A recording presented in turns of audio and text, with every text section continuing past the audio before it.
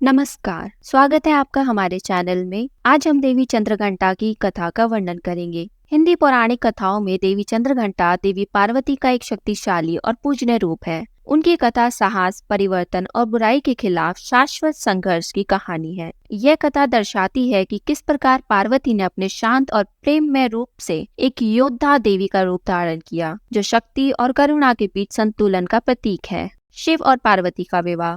देवी पार्वती के कठोर तप के बाद अंततः भगवान शिव ने उनके प्रेम को स्वीकार किया और उनका विवाह तय हुआ। लेकिन जब भगवान शिव विवाह के लिए पहुंचे तो उनका रूप और उनकी बारात भयंकर थी। शिव अपने साथ भूत, प्रेतों और रौद्र स्वरूप की सेना लेकर आए थे। उनका रूप भी डरावना था।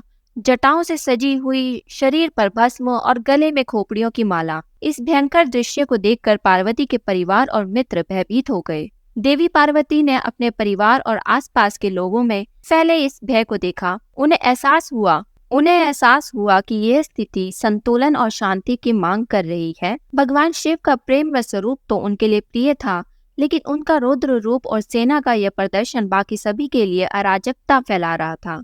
चंद्रघंटा का रूप धारण। इस अराजकता को शांत करने के लिए और संतुलन स्थापित करने के लिए देवी पार्वती ने चंद्रघंटा का रूप धारण किया।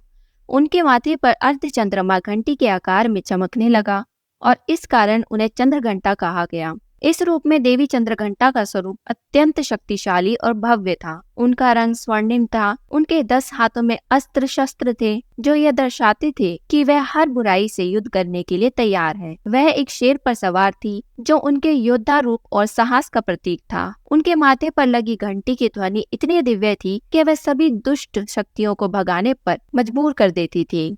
महत्व और पूजा। देवी चंद्रघंटा की पूजा नवरात्रि के तीसरे दिन की जाती है। यह दिन देवी के इस स्वरूप को समर्पित होता है, जो साहस और भक्ति का प्रतीक है। यह माना जाता है कि उनकी आराधना से भय, कष्ट और बाधाओं से मुक्ति मिलती है और आंतरिक शांति के साथ सुरक्षा का आशीर्वाद प्राप्त होता है। देवी चंद्रघंटा की कथा हमें यह सिखाती है कि जीवन में संतुलन आवश्यक है। जिस प्रकार पार्वती ने आवश्यकता पड़ने पर चंद्रघंटा का रूप धारण किया, उसी प्रकार हमें भी अपने भीतर की शक्ति को पहचानना चाहिए और चुनौतियों का सामना करते समय करुणा और साहस का संतुलन बनाए रखना चाहिए। माता चंद्रघंटा का आशीर्वाद आप सब पर बना रहे। अगले अध्याय के लिए हमारे चैनल को सब्सक्राइब कीजिए। मिलते हैं अगली वीडियो में। जय माता दी।